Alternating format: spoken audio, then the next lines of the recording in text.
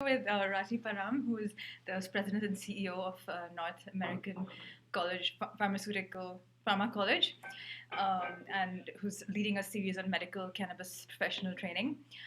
Um, According to Figure Data, over one in five Canadians are current users of cannabis, and these users are 34% more likely than the rest of Canadians to believe that edible cannabis is safer than smoking, 102% more likely to believe than other Canadians that cannabis is less harmful than alcohol, and 69% more likely to believe that it's less harmful than tobacco. And the top factor that is influencing these cannabis consumers in purchasing their products is quality, and this number is 4 million. So it's very appropriate that we come here for this session on preventive control, which is a series of best practices and protocols to follow in the safe manufacturing, processing, packaging, and holding of food from food to sale. And Mr. Ati is going to give us some insights on how do you push the best quality product into the market and into the consumer's hands. So the quality of food science is being raised. You mentioned because of the quality of cannabis has suddenly gained importance in consumer purchases and for regulators. Would you agree? And what examples, anything that you can tell us that supports this? Exactly. Like, I mean, in the past, last couple of years, we are mainly talking about, we are mainly making product for recreational cannabis market and medical cannabis product, right? So we were looking into medical and recreational aspect of the industry. But currently, the edible regulations are in place, right? And there are many infused products are coming out of cannabis as the composition of their product. Okay, so when we talk about infused product, the major part of the product, like infused product, we are mainly dealing with edibles. And edibles has its own zone in terms of the regulatory requirement. The major one is HACCP, right? And plus it has so many other regulation, including SFCR, which is the Safe Food for Cannabis Regulation, right? This is actually published as of January 15th of 2019. And also there is FESP, which is Food Safety Enhancement Program. So this is also part of the edible industry as a regulatory requirement. And also in this particular aspect of the industry, we are also using FSMA, which is actually Food Safety Modernization Act, and it is widely used in the industry.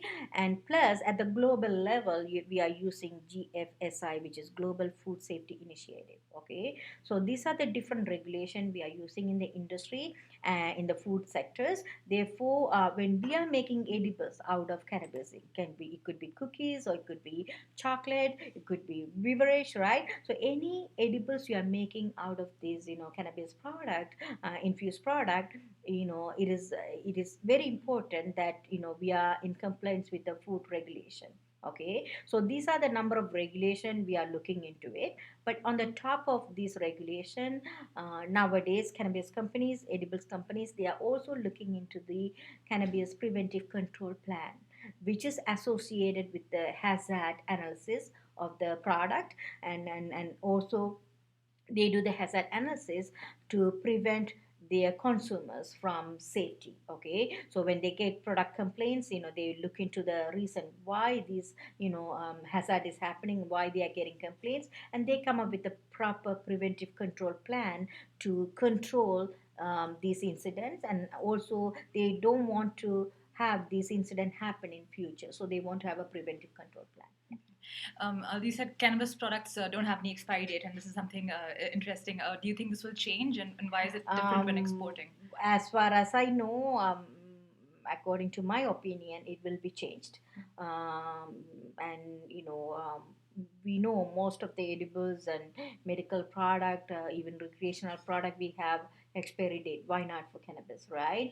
So even if you go to any store, like people are looking for the recent product to buy. Why? Because they want to make sure they are getting quality product, right? So even though there's no documented evidence how long you can keep your product and what could be the expiry date, it needs to be developed. It needs to be developed through the proper stability study plan, and they need to have a documented evidence how long they can keep their product with a certain standard and quality. So I would say this could happen in future. Yes. Will this be different for medical and recreational? Native, when it's come to medical, like you have no choice, right? And people are always looking into that, and also it is equally important in recreational aspect as well. And nobody wants to take the product which is sitting in the cell for more than so many years. And speaking of quality and quality of conditions, you mentioned that one of the best ways to audit is not just internally, but also audit your suppliers and vendors. Mhm. And what do you think is the best way to ensure that you do conduct these audits to maintain quality? Okay.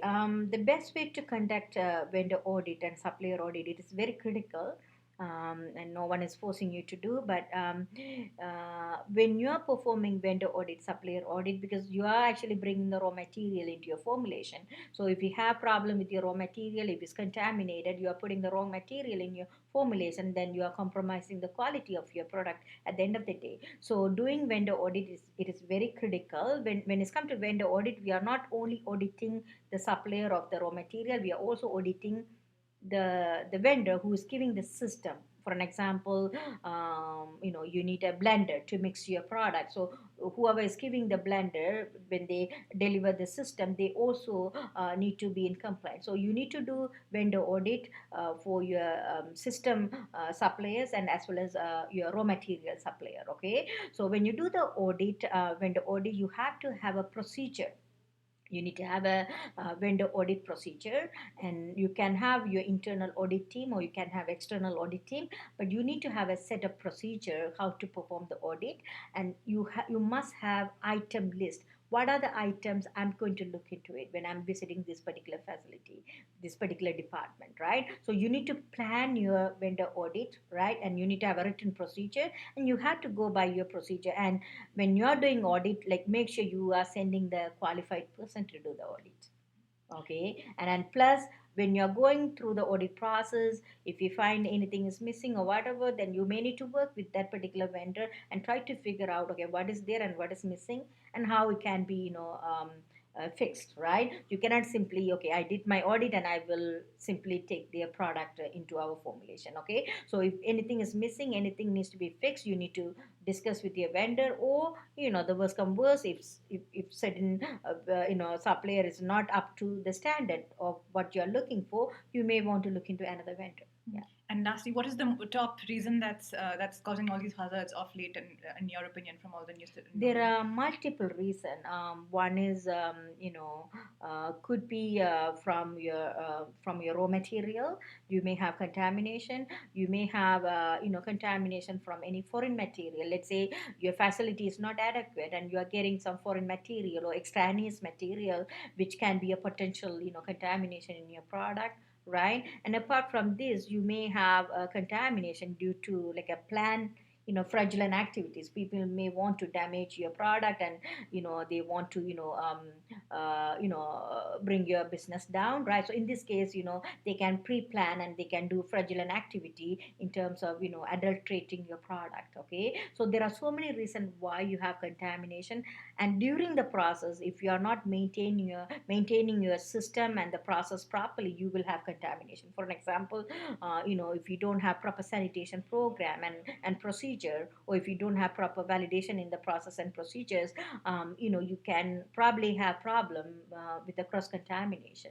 Okay, sometimes you may have contamination when you are making multiple product in the same facility. You may have cross contamination easily from another product if you don't do proper job in terms of cleaning and sanitation. So there are so many reasons why you are getting contamination. Or maybe there is a deficiency in your process. You're not using the right parameters, you're not using certain conditions, which can cause a quality problem in your product. Yeah. Thank you so much, and hopefully this will give us all insight into how to improve the quality for the 4 million Canadians who are who perceive quality of cannabis as the top quality and a top factor in influencing their purchase decision. Thank you.